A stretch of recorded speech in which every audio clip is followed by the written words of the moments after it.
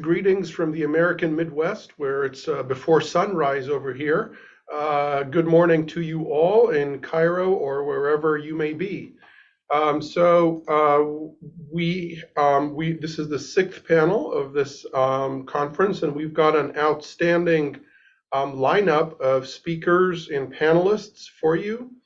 And what we're going to do, I realize we are running slightly behind schedule, so I will not introduce the speakers now. I will introduce them as they come up, and we'll just go by alphabetical order. And so I'll start with Mariam. We have Mariam Hiba Malik is an early career international human rights lawyer. She's worked in academia, in Strathmore Law School, and within international civil society space with NGOs such as Amnesty International, where she conducted research and campaigns on human rights abuses committed in Kenya and East Africa. She has worked as a researcher at the Institute of Security Studies in Pretoria, where she conducted research on prosecuting transnational organized crimes in East Africa. Her research interests lie at the intersection of international human rights law, climate change, AI, and international criminal justice. So we'll start with Mariam, and we'll give each speaker about 10 minutes, and hopefully we'll have some time for comments and questions from the audience. So Mariam, over to you. Thank you very much, Professor Hilal. Excellencies, dear colleagues, ladies and gentlemen, it is an honor to be here today and present my research here to you. As we have seen from the fantastic presentations from the conference so far, the climate crisis is affecting every country on every continent, and its effects are worsening over time, effectively sentencing current and future generations to perpetual degradation. Even in today's digital era, climate change has been proven to exacerbate and deepen systemic existing inequalities in societies, disproportionately affecting vulnerable groups such as women and girls. And this has often led to an increased rate of gender-based violence in the wake of climate-related disasters. My research seeks to examine the nexus between climate change and gender-based violence, which both severely impact the enjoyment of individuals' human rights. In light of this, it focuses on opportunities that arise from the use of novel tools such as artificial intelligence and machine learning as transformative tools that can be used to predict and mitigate the effects of climate change and prevent GBV in climate-related disasters. Sorry, the slideshow is supposed to be up just to provide a brief overview of my presentation. It's okay, I can continue. So I have broken down my presentation based on 4 research questions, okay? The first one looks at how climate change and gender-based violence are interlinked, and what is the resulting effect of this link. The second one looks at the existing legal frameworks that are currently in place to tackle gender-based violence and climate change independently. And the third one is how has artificial intelligence been used to tackle climate change and gender-based violence? And lastly, on my recommendations, I focus on how we can harness AI to tackle GBV occasioned by climate-related disasters. So regarding the first question on the climate change and GBV interlinkage, climate change has devastating impacts on a host of human rights and continues to compound and magnify existing systemic inequalities. And as we've said, this is disproportionately felt and affected by women and girls. During emergencies, especially conflicts and disasters, women are at a high risk of GBV due to the sudden breakdown in family and community structures arising from forced displacement. Okay, thank you, Kareem. Next slide, please. Yes, okay. So basically, as a result of this, women and girls become more vulnerable and they face physical, sexual, psychological harm, as well as a denial of resources or necessary services that would have ordinarily been provided to them. And so the gendered consequences in the context of climate-related disasters have been subject of dialogues at the Human Rights Council, the OHCHR, and even the CEDAW Committee in its General Recommendation 37 in 2018, which stated that women and girls experience greater risks, burdens, and impacts, and such situations of crisis exacerbate pre-existing gender inequalities and intersecting forms of discrimination. The impacts of climate change also tend to topple prescribed gender roles in society, which make domestic settings more vulnerable to violence. And in many countries around the world, it has been found that for men, disasters often lead to a lost sense of control, provoking violence persons, such as women and children, in domestic settings. So I've been trying to look at case studies to provide data to back this up. And I found that, for example, in Vanuatu in 2014, after 2 tropical cyclones, it was reported that there is a 300% increase in cases of domestic violence. Climate change is also reversing decades of efforts in the elimination of child marriages. Increased rates of child marriages have been documented in disasters from regions such as Bangladesh, where more frequent and extreme floods are forcing more families to marry their daughters off at a younger age. Climate change can also increase the incidence of sexual exploitation and human trafficking. For example, the Haiyan typhoon in Thailand in 2015 led to an increase of trafficking rates in the region. So as we can see, climate change exacerbates these pre-existing gender inequalities in society. And it's important to have gender-responsive disaster risk and climate change initiatives, which lead to the advancement of substantive gender equality and the empowerment of women. Which brings me to my next research question. Next slide, please. My next research question on the existing legal frameworks that are used to tackle GBV and climate change. So as a human rights concern, it's well known that GBV has received a considerable amount of attention in the international human rights legal regime. And however, its emergence in the context of climate change has received negligible attention thus far. Until recent years, actually. And this isn't necessarily a reflection of the human rights legal regime's ineptitude in tackling GBVs in climate change contexts, but rather it's an opportunity to identify which frameworks can effectively lead to the attribution of responsibility and accountability in the perpetration of GBV in these climate change contexts. But more importantly, and which I would like to emphasize, it's an important opportunity to outline the legal frameworks that can be most effective in the prevention of GBV and can support the development of novel, transformative solutions to help mitigate, adapt to, and build resilience against the effects of climate change. So the first framework is the UNFCCC. Now, this has been mentioned multiple times throughout this conference, and it basically calls on states to act on climate change based on equity and in accordance with the common but differentiated responsibilities that states have. And climate equity in this sense requires that global efforts to mitigate and adapt to climate change prioritize the needs of countries, groups, and individuals, including women and girls, who are the most vulnerable to the adverse impacts of climate change. So basically, the UNFCCC provides a basis of responsibility of states to ensure that they uphold and protect against any human rights violations in the context of climate change. And this would obviously include gender-based violence. The second framework, which was actually also alluded to by Professor Hala, was the Sendai framework for disaster risk reduction, which sought to address the promotion of gender equality and universally accessible approaches during the response and reconstruction phases of disasters. Now, it has included women, which is great, but it does not specifically raise the issue of gender-based violence against women during and after a disaster. And the framework does, however, support women empowerment, and it seems to support novel transformative solutions. So this can be useful going forward when coming up with these solutions. And lastly, I'd like to focus on CDOD General Recommendation 37, which focuses on the gendered consequences of disasters in the context of climate change for the rights of women and girls.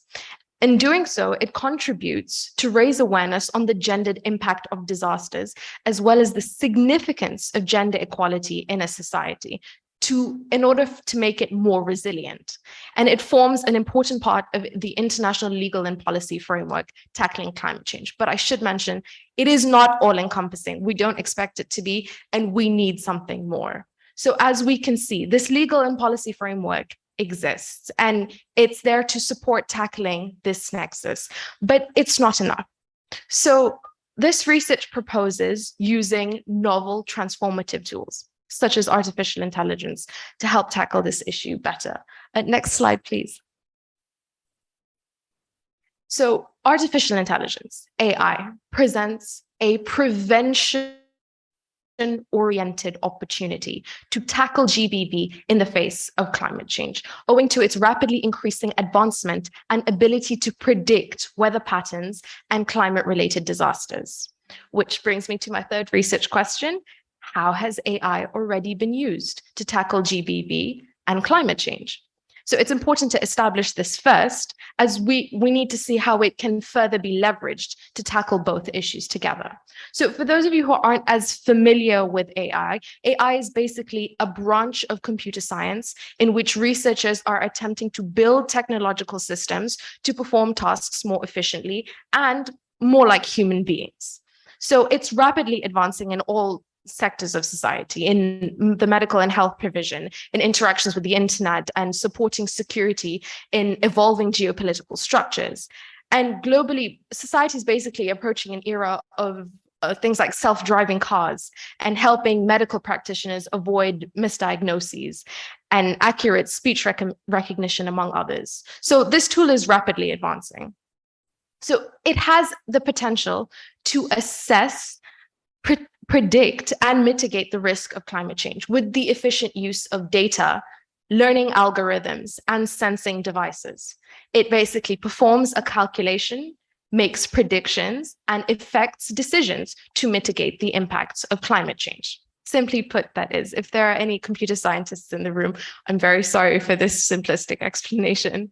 But by developing effective models for weather forecasting and environmental monitoring, AI enables human beings to effectively comprehend the impacts of climate change across various geographical locations. AI has also been used to combat GBV independently. For example, smart speakers implement AIs that are equipped with modules for voice recognition based on machine learning. Now, machine learning is an AI approach that is widely used for automation and prediction. Very useful when it comes to what this research is going to propose. And so smart speakers such as this are fundamental for protecting survivors of GBV, as voice recognition can distinguish the orders and keywords given by women who are suffering from GBV or by the offenders, and then they can obtain the requested information and warn emergency channels. And this has been mooted as very viable as a very viable form of AI to GBV victims.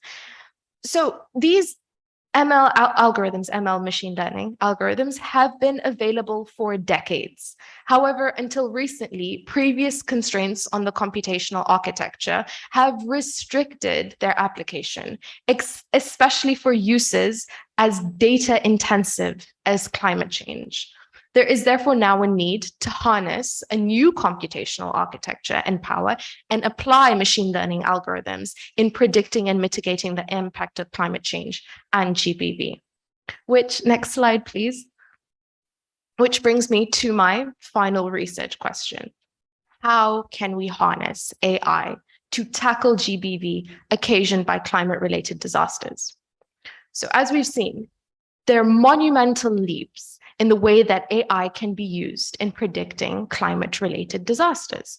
And this research proposes a novel and integrated solution that harnesses the power of both AI and machine learning to predict and mitigate these impacts of climate change. This is a unique intervention because currently the platform that this research is suggesting doesn't exist yet. But the proposal it makes is to use advanced machine learning techniques to create an integrated platform that predicts climate change impacts using the algorithms that I've just told you about and ensuing disasters, but simultaneously has a system in place that notifies organizations that work towards preventing GBV.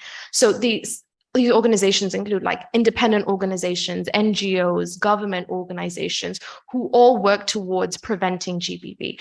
It notifies these organizations to employ their strategies on the ground, grassroots awareness, activism, general GBV prevention strategies in the wake of a climate-related disaster.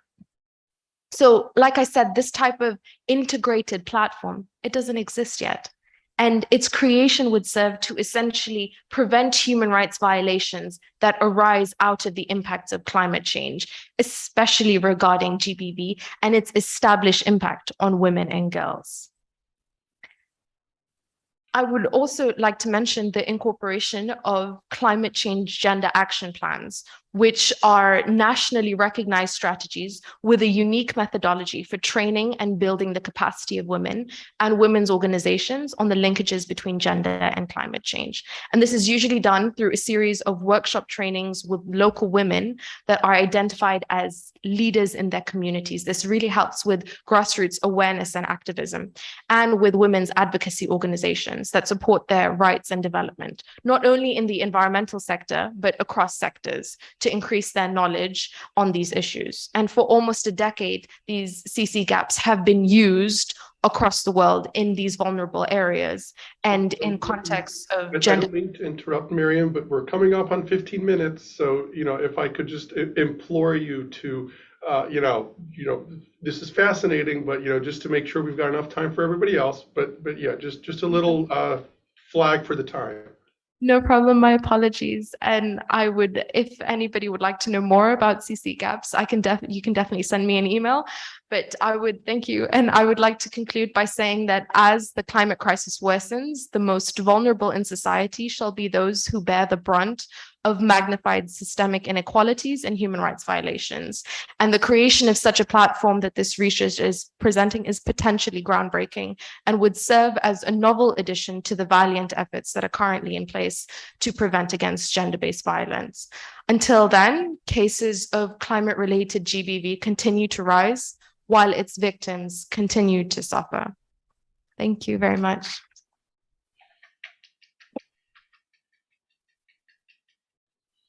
Excellent. Thank you very much, Miriam, for a fabulous presentation to start us off. Incredibly interesting ideas. So we'll move directly to our next speaker. And our next speaker is Bonheur Minzoto, who is a PhD candidate at the University of Manchester. His research centers on legal and regulatory strategies in the governance of corporate groups with respect to sustainability issues. He holds an LLM in human rights law from the University of York and an LLB from the Université de Kinshasa in the Democratic Republic of the Congo. Broadly, his research interests lie at the intersection of corporations and sustainability in the area of business and human rights, international criminal law, and international human rights law. So over to you, Bonheur. Thank you so much, Professor.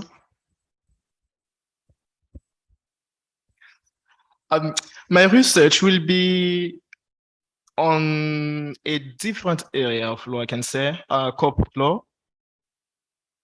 And it will be targeting also corporations and their offices. So kind of different setting that what we have had so far.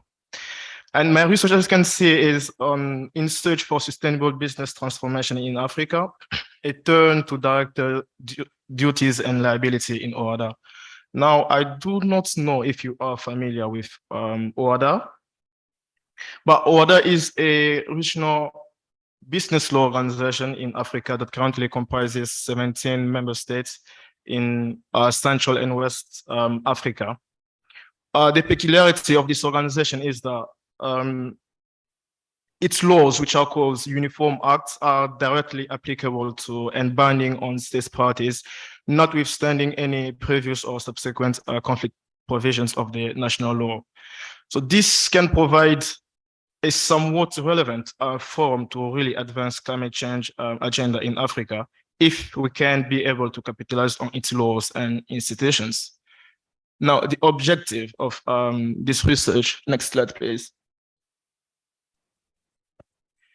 Essentially, I just want to assess whether the law of OHADA, when it comes to the duties of directors, can help us or help companies to address climate change in Africa. Next slide, please. This research is based on two assumptions. The first one, worldwide, when you can see quotes are being used as stick to force change in the management of companies when it comes to issues such as climate change and human rights.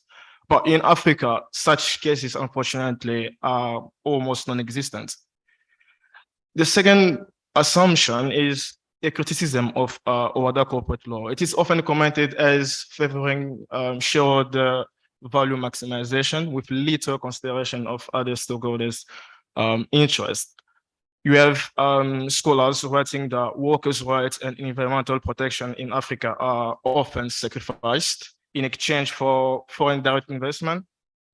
Others will say that OHADA has created some sort of social exclusion insofar as it follows a capitalist model that is primarily concerned with pleasing shareholders with little considerations of other stakeholders. But is it? Next slide. A straightforward answer is a no, because the formulation of directors' duties, as I said, in OHADA, provides some massive latitude to a director to accommodate and be proactive in the governance of sustainability issues, lest facing liability.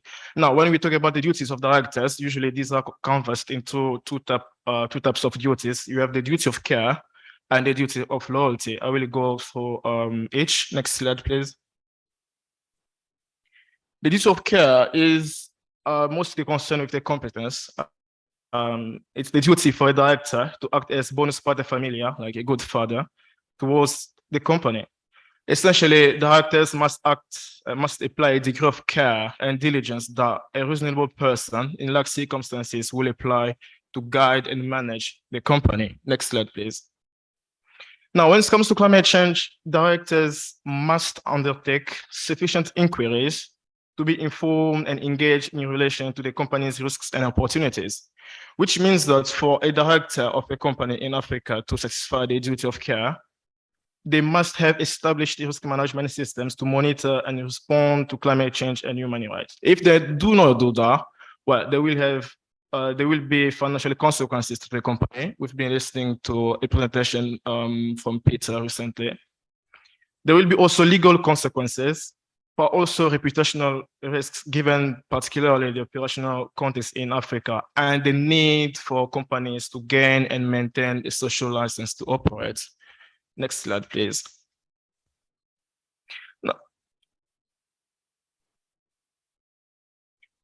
Now, the duty of loyalty is essentially a duty to act in the interest of the company and avoid competing with the company.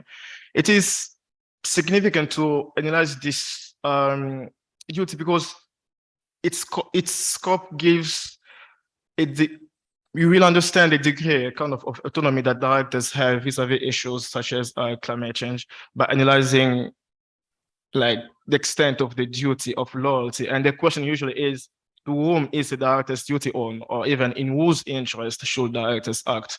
And there is also a duty to act within powers. Now we'll come back to that later. Next slide. Now, to the question, to whom is a director's duty on, I will give a straightforward answer again.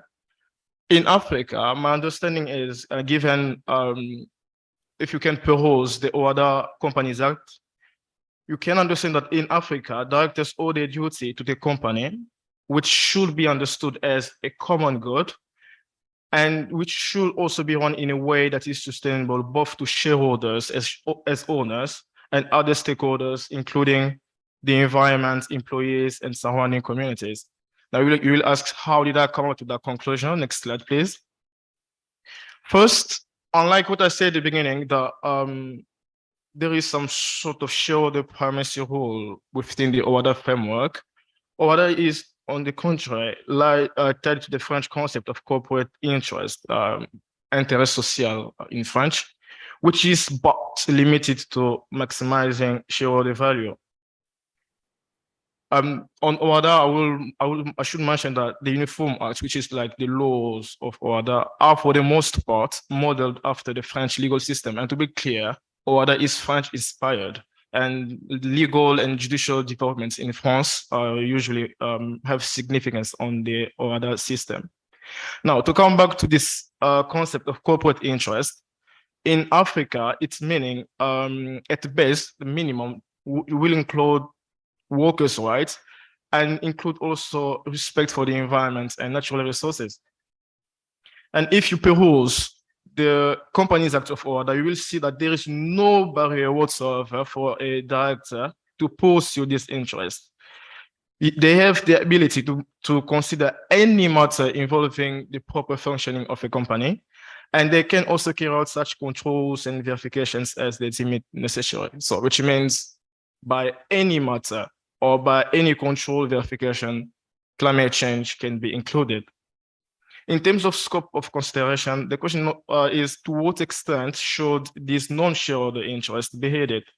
And the framework that should undergird the assessment of a company's climate change obligations will be a country's international obligations and national laws.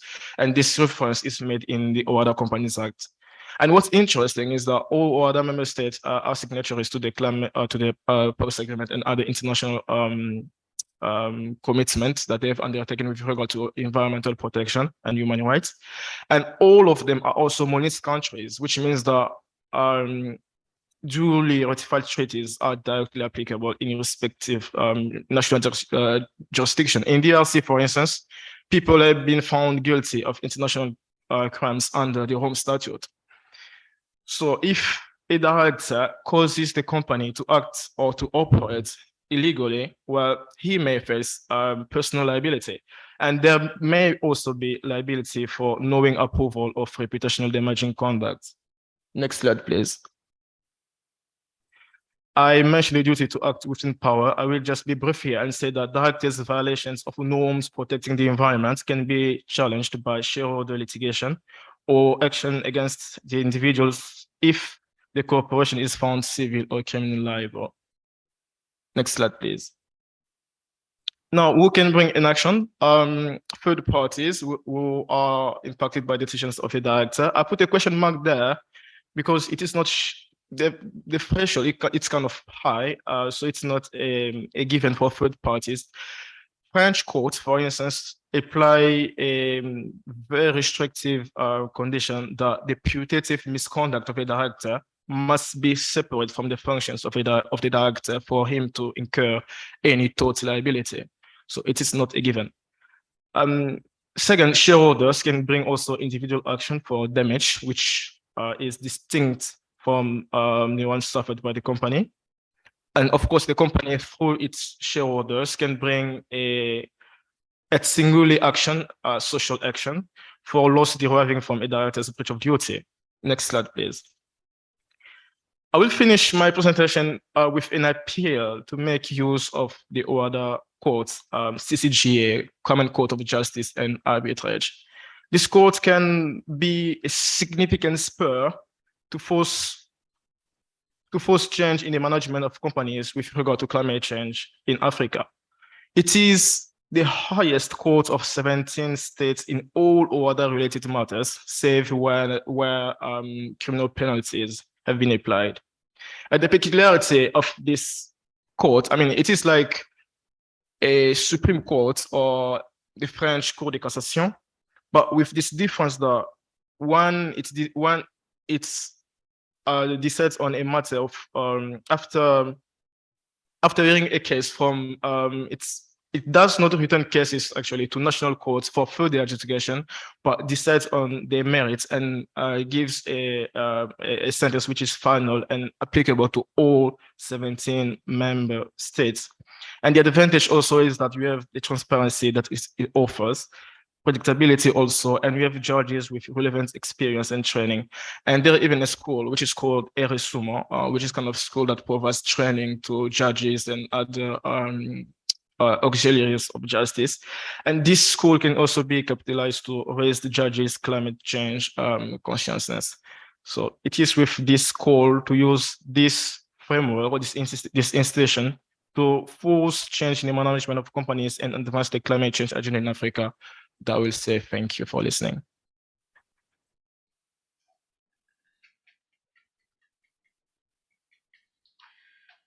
Thank you very much, Bonheur. That's really fascinating.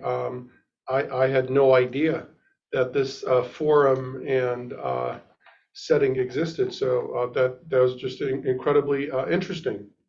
So our next speaker is Olalekan Moyosore Lalude, who is a PhD,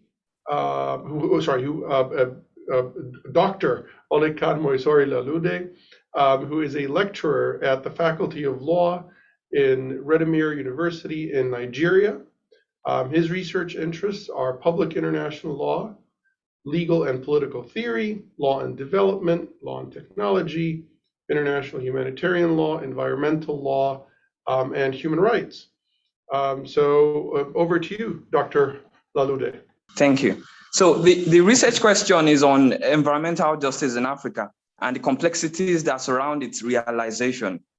Now I see the protection to the rights and to a safe and healthy environment in Africa as tied to the end realization of environmental justice in Africa. And so I looked at how the commitment of African governments to the realization of environmental justice. And so environmental justice is essential to human prosperity. This is because a healthy environment is pertinent for humans.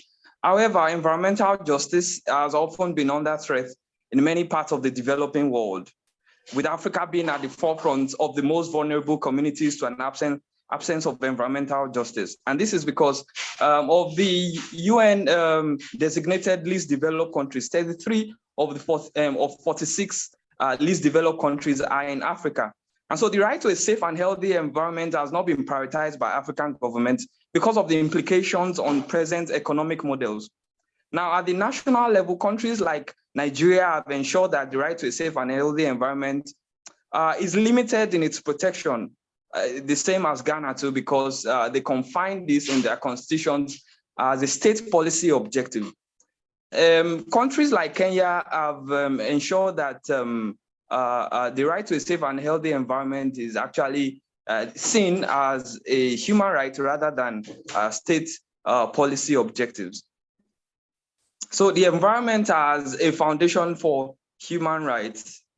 Now, the protection of the right to a safe and healthy environment leads to the realization of environmental justice, like I said.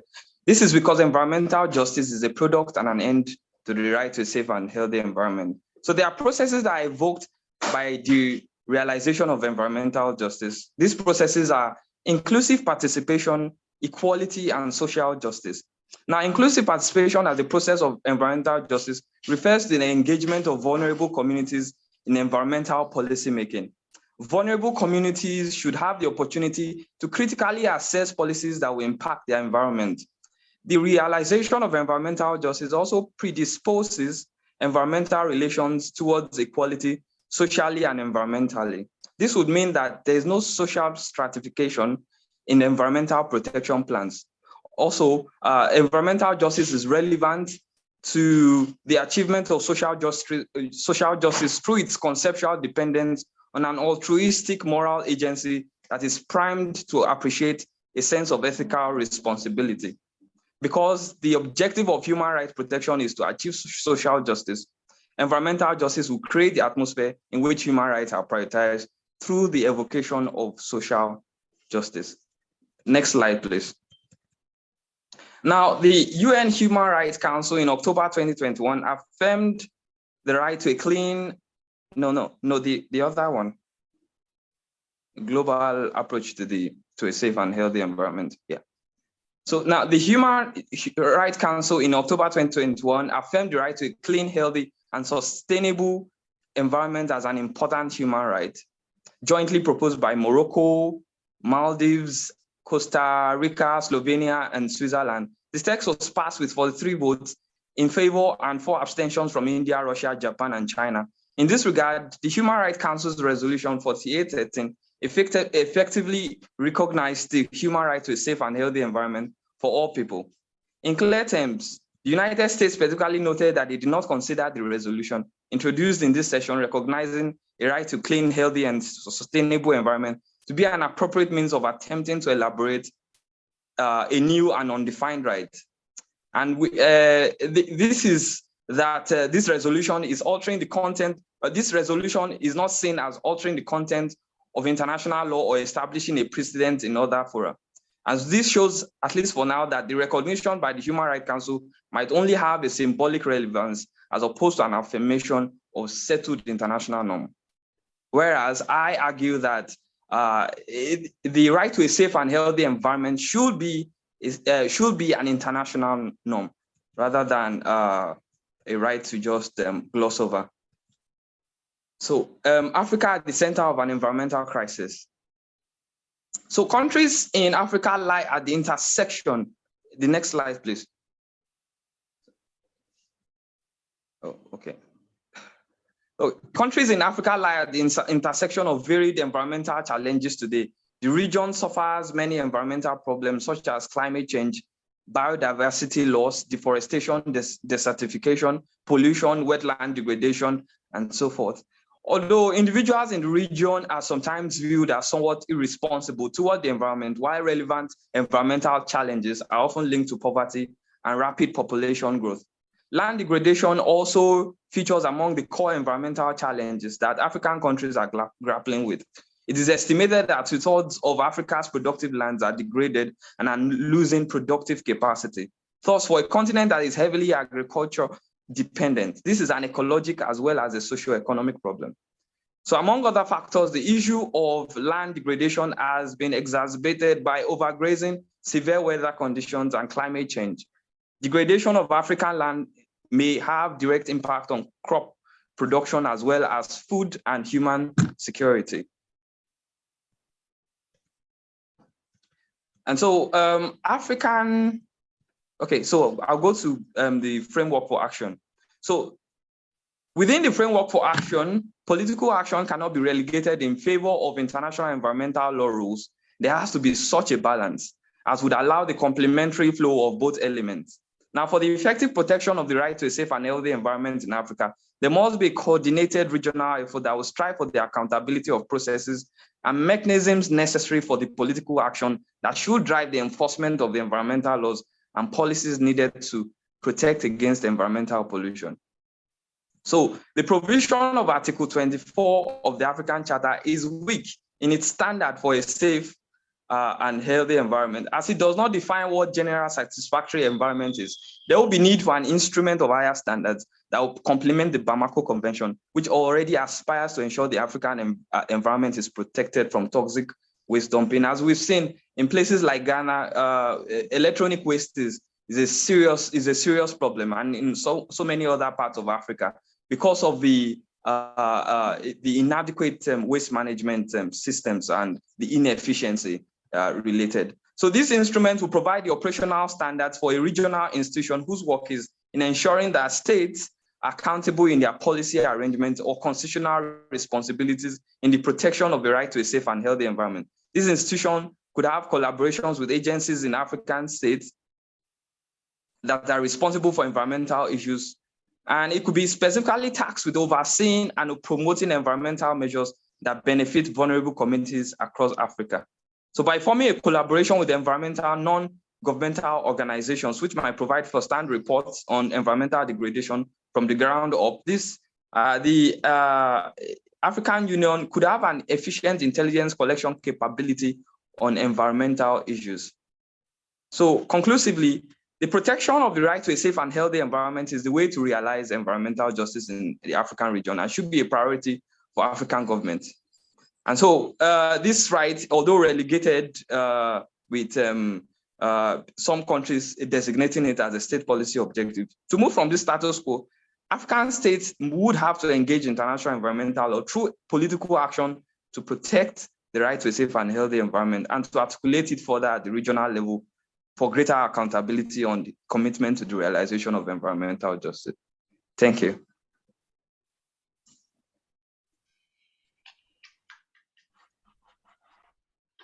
Thank you very much, Dr. Lalude. And we have our final panelist, Yusra Suwaidi, Dr. Yusra Suwaidi, who is a fellow at the law school at the London School of Economics. She holds a doctorate from the University of Geneva, which she was awarded in December of 2020, summa cum laude, for a dissertation that was titled "The Individual in the Law and Practice of the International Court of Justice."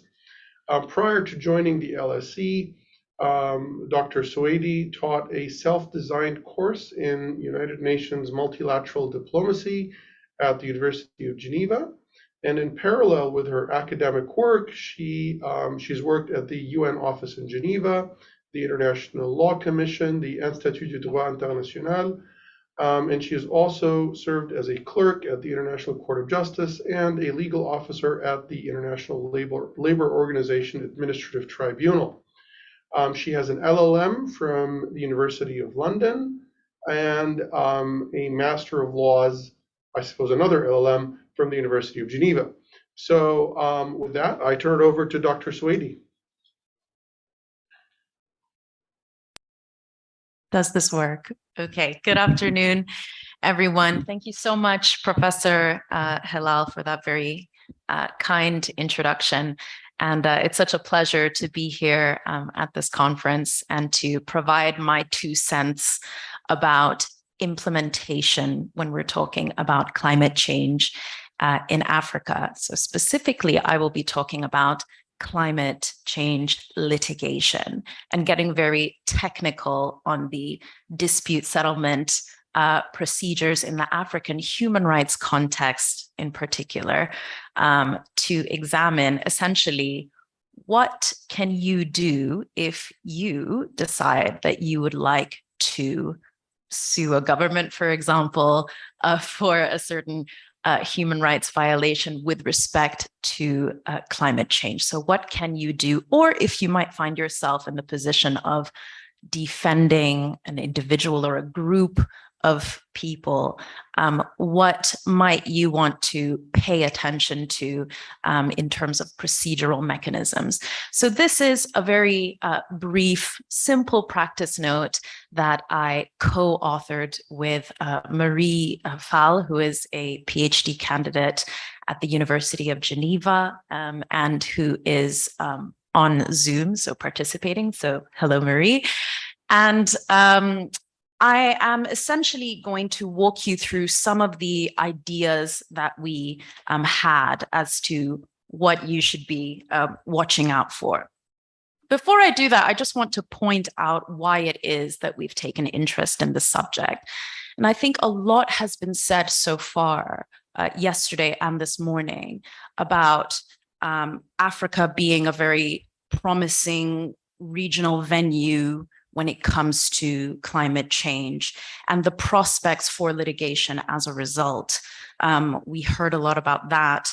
Professor Makian yesterday mentioned that Africa is particularly a great potential region to push for new human rights and developments in human rights. And who better to do that than African courts, right? So this paper focuses on the African Court, People and Human Rights, and the African Commission, respectively. And so we are essentially looking at admissibility, okay? So before we even get to a merit stage where we're talking about how climate change and human rights intersect and what that looks like in a specific case. Before all of that, just looking at specific admissibility issues to flag in anticipation for such litigation, which has yet to arise. but I'm very certain will be arising anytime in the next couple of years. So we've done this work in anticipation of that. Two things that we have basically chosen to look at with respect to admissibility. The first is the exhaustion of domestic remedies.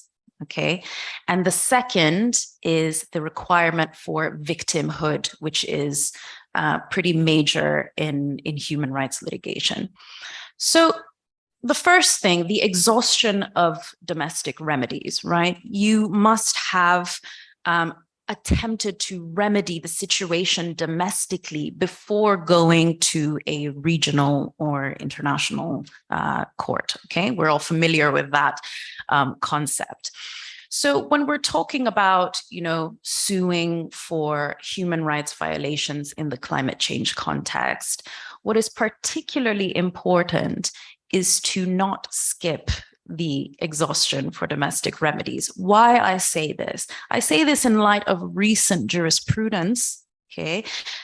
A decision that came out by the Committee on the Rights of the Child last year, and you might have heard of this case, where Greta Thunberg and a series of other children petitioned before the Committee on the Rights of the Child, suing a host of states, including Argentina, France, Turkey, etc. And those children, unfortunately, made the fatal mistake of skipping the exhaustion of domestic remedies and going straight to the Committee for the Rights of the Child, because they claimed that domestic lawsuits would be futile, that they would be unlikely to secure any effective relief, that they would be unduly burdensome, and that we're in a climate emergency. There's frankly no time to exhaust domestic remedies, right? We don't have the time. And unfortunately, the Committee on the Rights of the Child still said, sorry, but we really can't take this further because this is still a condition that you should have met, okay? And Marie and I reflect that it would not be any different in the African context. So this is not something that should be overlooked, especially because the African court and commission, respectively, have both indicated that this condition is paramount.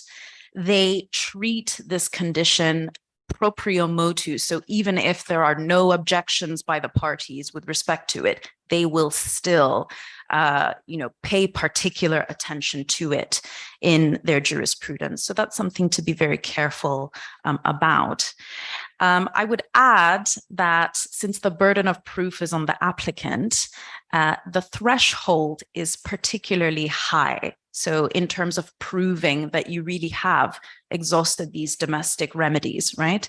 And it's similar before the Committee on the Rights of the Child. The Committee on the Rights of the Child also indicated that, showing that there are just a few general precedents is not enough. You really have to show that that jurisprudence indicates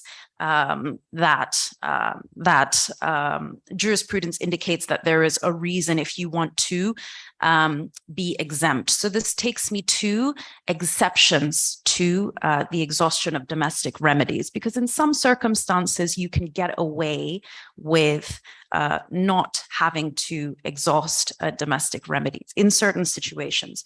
So in the African context, jurisprudence indicates that if somehow it can be demonstrated that such remedies are unavailable, that they are ineffective, or that they are not sufficient. So unavailable meaning that,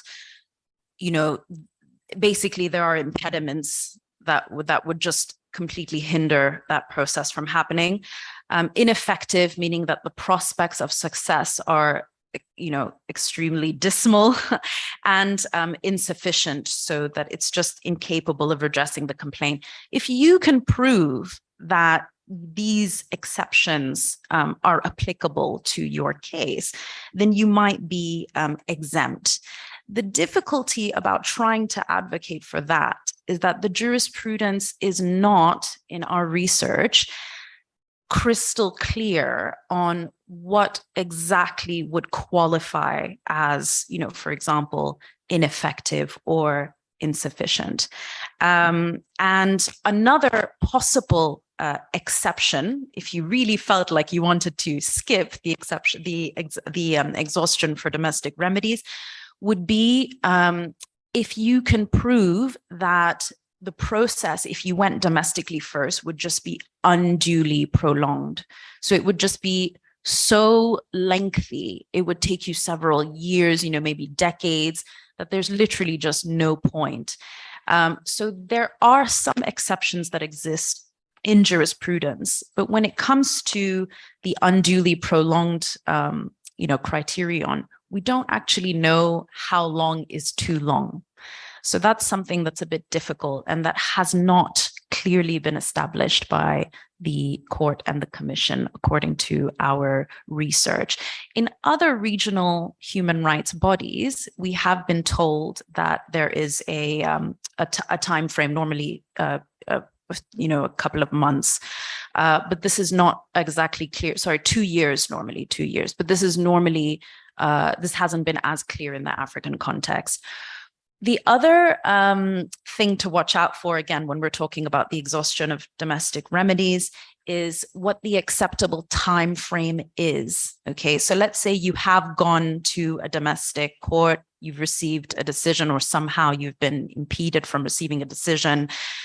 What is the time frame between that happening and you lodging a complaint regionally to the African court or the African Commission? Again, we don't know. So in the European context, for example, or the inter-American context, we know that there's a 6-month period. In the African context, it's taken more on a case-by-case basis, although in one case, the African Commission did use the 6-month precedent, so borrowing from other regional bodies. But otherwise, it's something that is not entirely clear. So these are some things that we want to look out for. But essentially, as your lawyer, I would advise you to just exhaust those domestic remedies and to follow the conditions that have been set out in jurisprudence, which you can consult in the paper that we have written. So that's really the first thing, exhaustion of domestic remedies. And then the second thing we wanted to also flag in this paper is the criterion of victimhood. So you have to prove that you have actually been a victim. And this has certain implications that are difficult in the climate context. The first thing to flag, which is actually great in the African context, is that collective victimhood is a thing. It's not a thing in other, human rights regional bodies. But in the African context, we accept that victims can collectively suffer from something as opposed to just one individual who has suffered. And that's great for something like climate change. The second really great thing is that someone who is suing, so coming before the African Commission with a petition or filing a decision with the African court, does not themselves have to be the victim. They can be just suing on behalf of other victims, which is also really great in the climate context, and very different in a good way compared to the European or the inter-American human rights systems. And of course, a difficulty in the climate context relates to the causal link. That's hard. The causal link that you have to establish between the applicant's harm and the state's climate action. And that's been an interesting jurisprudential development in the Saatchi case before the Committee on the Rights of the Child, for example, where climate science has played a very important role in indicating that there is, in fact, a causal link. So in reference to climate science, judges who might not really have that aptitude have been able to establish that causal link, which is very helpful and beneficial to victims and allows for victimhood to be successfully established.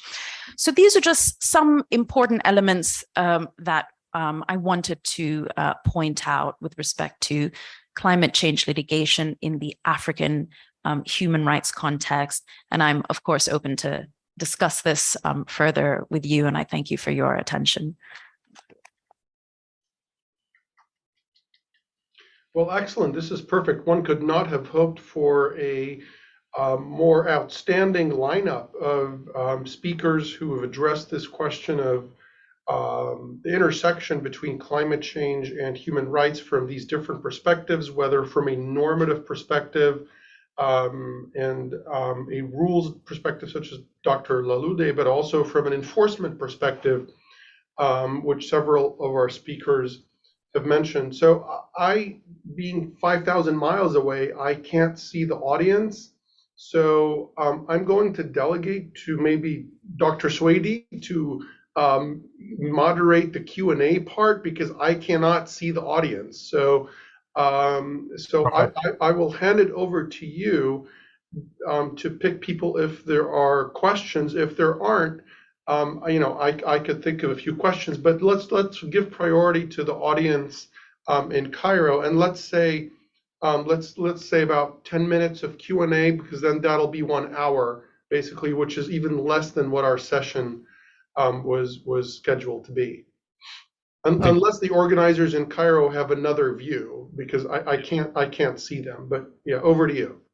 I'm the voice speaking that you cannot see. Okay, so you're the voice of the Almighty. Go ahead. Yes. So we're gonna have a 5 minute instead of a 10 minutes Q&A session, and I think that we do have questions from the audience.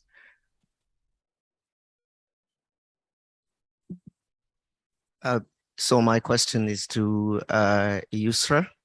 I like your presentation and what you foresee as this admissibility challenges. One thing really disturbs me on the issue of exhaustions of local remedies. And I have really thought about this over time.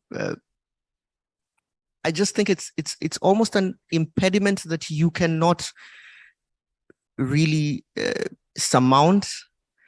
Think of it one way or another, you always end up at this courts, and sometimes some of these remedies are very urgent.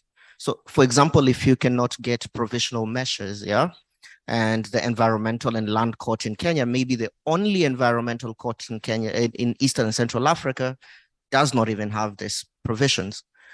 And insisting that people then should exhaust these local remedies for some instance only to end up a few years there, for me, it really beats the logic of then why do we have this institution? Maybe the best idea would be to lobby the governments to get rid of this part in the jurisdictional treaty of the court.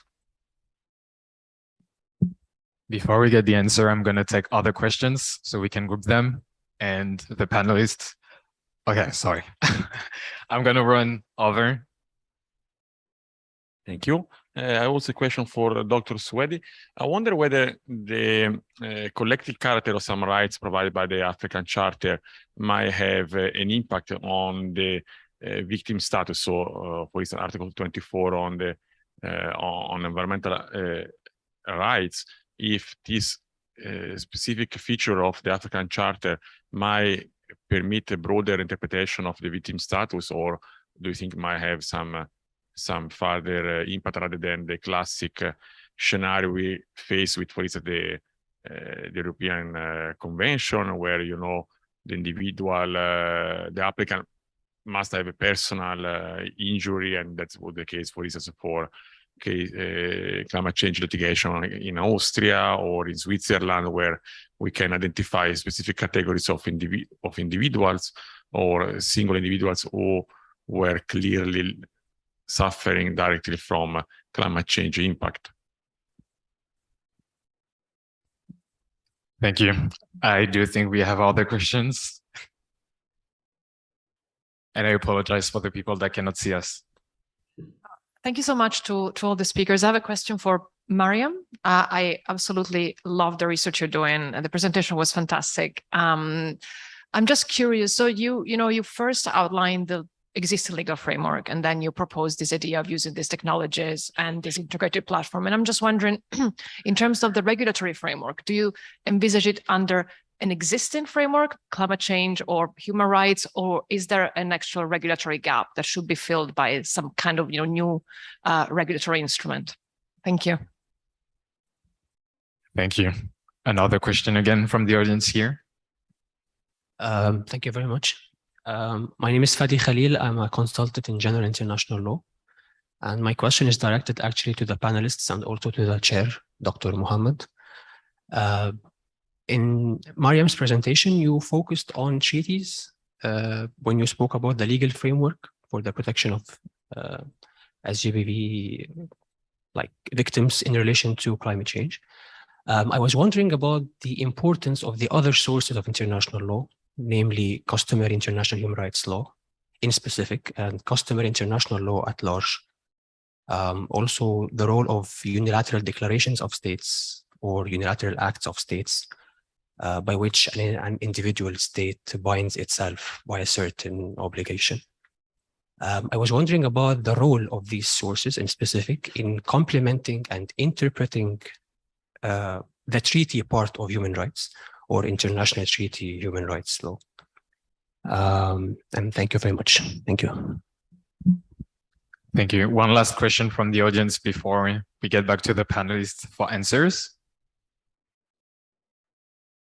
I think that Yusra, you can start. Okay. Well, thank you very much for the two questions that I received. With respect to the first one, I completely agree that there is a certain, it's somehow illogical and does explain why in certain cases, people have been just wanting to skip that stage altogether, right? Because particularly when we're in a climate emergency, it doesn't really make sense, even though we want to go to these judicial bodies to put pressure on governments to make certain changes, policy, legal changes. But at the same time, they can, create their own problems, especially when it comes to just the time that it takes to deal with such cases. I think the logic of domestic remedies, I would say that there is a floodgates issue where we just don't want to be overwhelmed with a wild number of cases that any regional or international court would just not be able to deal with. And then the second one is to avoid hostility between whoever the applicant is and the respective state, to give an opportunity for that to be dealt with domestically in a way that can be perhaps less encouraging to hostility that is created when it comes on the international level, and then there's more international attention on it. So I think one helpful development is that before the European Court of Human Rights, there is currently a pending case, Duarte or Augustino, in which that case was actually fast-tracked because of the urgency of the question being asked with respect to climate change. So we see that there is a possibility for courts, at least the European Court, but I hope that that's a practice that other regional human rights courts would adopt, to fast-track certain cases, and that might help. The second question that I got, I don't think that it's Article 24 in and of itself that would that necessarily widens a victim status exclusively. But I think that when we are talking about the environmental context, anything in the environment, whether it's climate or anything else, it's just a natural or organic, it makes sense for victimhood to be collective because of the nature of environmental harm. So I think that if there were to be further developed provisions in line with the third question that was asked about different sources, if there were to be a development of international legal provisions, sources, anything dealing with climate, I believe that the logical underpinning would be that when it comes to the enforcement of such provisions, collective victimhood would be authorized before whatever body we're talking about. Thank you.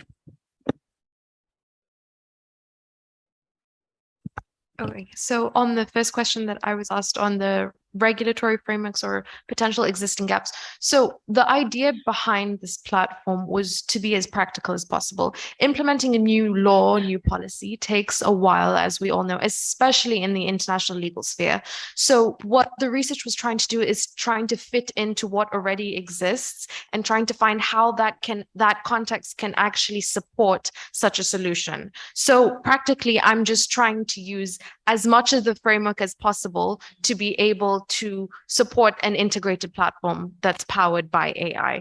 But the most important thing that I foresee is adopting a gender lens in all of these frameworks. So advocating for that. And CEDAW is doing a fantastic job in advocating for that. And in the academic sphere as well, there are a lot of criticisms on their view of gender as not so all-encompassing, not so holistic. In cases of gender-based violence, there's actually much less data for gender-based violence committed against men and boys. So that's also an issue that needs to be taken into consideration when adopting this. It's very, very theoretical right now because practically it'll take a while to get there, but we have to start somewhere, right? And regarding the second question on the importance of other sources of customary international law, to be honest, I thought that at the end of your question, you sort of answered it yourself as well, when you said that it's there to complement the existing body. I'm not sure that my research has not focused on other sources. Mainly, it focused on, in the international climate change regime, what focuses more on women and girls, what focuses more on gender. I am yet to do any research on customary international law, for example, and its effects on women and girls particularly. So I don't know enough to answer that. But yes, again, adopting a gender lens, I'm completely an advocate for that. And I hope that answers your question. Thank you very much. And I leave the floor to Professor Helal for concluding remarks. Well, yeah, thank you. Thank you, Voice. I'm assuming it's Kareem, right? Yes. Okay, wonderful. All right, well, thank you. But I'd like to, well, you know, I really don't have any concluding remarks, but thank you to the panelists and thank you to Kareem and Ines, the organizers who have labored very assiduously to put this panel together and to make sure that all the logistics are in place to make sure that that we have this discussion. So thank you to the audience, thank you to the panelists, and thank you to the organizers. And I hope you continue to enjoy your conference in what I'm sure is a much warmer Cairo than Columbus, Ohio. All right, so thank you very much and enjoy the rest of the conference.